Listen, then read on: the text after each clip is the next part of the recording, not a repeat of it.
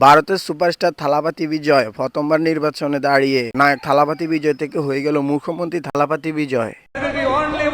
তাতে আমাদের কি? তাদের থালাপাতি থাকলে আমাদের আছে থালাবাটি।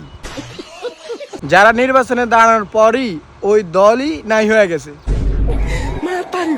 তারা যে জিতার জন্য চা বা কোনো পাশ দিয়ে কম রাখে নাই, এই ভিডিওগুলো দেখলেই বুঝতে পারবেন।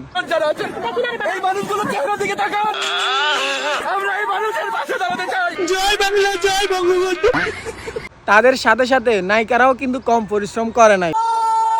শুধু একটা নায়িকা না,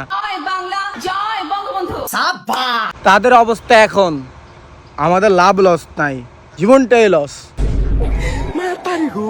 ভাই বুঝতে পারতেছেন, সে একবারই বাজি মেরে দিছে, একবার নির্বাচনে তামিলনাড়ুর মুখ্যমন্ত্রী হয়ে গেছে, বুঝতে পারছেন? আর আমাদের দেশেও কিন্তু এমন লোকগুলো আছে, তামিম, সাকিব, কিন্তু কেমনে গদি লড়াবে? তারা তো 5 আটা নিয়ে ব্যস্ত, একথা কেমনে তারা করবে?